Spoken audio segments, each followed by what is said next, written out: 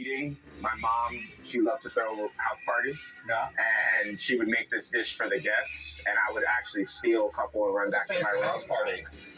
Yeah, I mean, we come from a family of cooks. We're Creole, so food is our language. Yeah. All right, well, talk to me. All right. Speak to me, chef. So in the pan, we've got Holy Trinity, which is like a trio of aromatics. We have onion, we have celery, and then we have some bell pepper here. Come on, Hoda, they're talking your language. Come on, the Holy Trinity. The Holy Trinity. There you go. So you chop this up, throw that in there with Creole spice, thyme, bay leaf. Yep. And then you add a couple of different liquids to it. So we have white wine, we have some Abita beer, we have some orange juice, shrimp stock, and then Worcestershire. And then you're going to cook that down into a paste. And then this is going to build all of the flavors that really accentuate this dish. So this actually gets into a paste? Yeah, you cook it down, you take the moisture out of it, and that intensifies the flavor. Okay, cool. So then the next step is just seasoning the shrimp with that house spice. Now, this is a spice that my mom always had on the kitchen counter. It's like her own She secret whipped blend. it up? Yeah. And essentially, what is it? So it's like a Creole spice, Asian spice. Yep. So you just want to sear these shrimp after you season them on both sides. If you're not on TV trying to do this and talk at the same time. Right, exactly. And just for people watching at home, give them the quick, like on shrimp, like deveined. Can they use frozen shrimp? Like, it seems fancy for people. How easy is just to get some shrimp? Yeah, I mean, you can use frozen shrimp. I like fresh shrimp, especially with the head on from the Gulf. I think it has so much more flavor. And there's a lot of liquid in that head that goes into the sauce as well. Okay. So you sear the shrimp on both sides. Yep. Until it looks like this. And then look how this reduced down into that paste. That's beautiful. So you add a little bit more house spice to this. This looks like you could use this on a lot of proteins, whatever this is. What I like to do is make this, I call it a shrimp base, and then I freeze it, and then I have it available at all times. Yeah, gotta think ahead. Well, come on, eaters, just talk to us. The flavor of that. We can't bear it. It's too good. Which is better, the shrimp or the sauce? And the rice. It's crazy. Nuts. Yeah. Rice.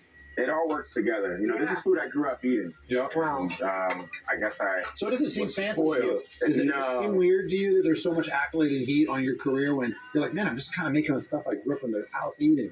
I mean, I'm just happy to see it shown in the same light as different other types of cuisine. Yeah. I think this is the food that built America.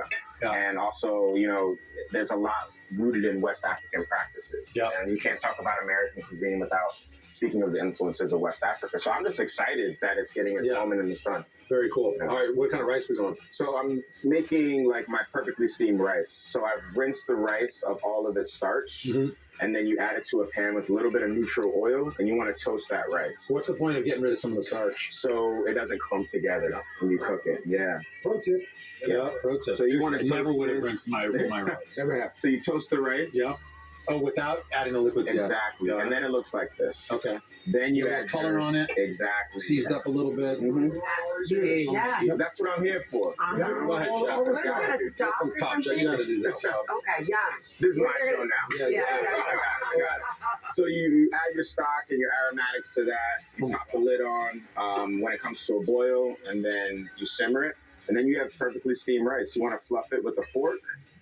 And then Even just the rice has so much flavor. It What did you do to the rice? He just told you. if you weren't watching, that's on you. I got to go back? Gotta go back. Rewind it? No, I added some thyme, added some bay leaf, and I cooked it in chicken stock and water. How long roughly do you cook the rice? I would say about, it depends on how much rice you're cooking. For this batch, I would cook it for about 15 minutes. Okay. And by the way, Ķuamē, I like that you shouted out Abita beer and that you shouted out the Gulf shrimp because, that's where the good stuff Exactly. is.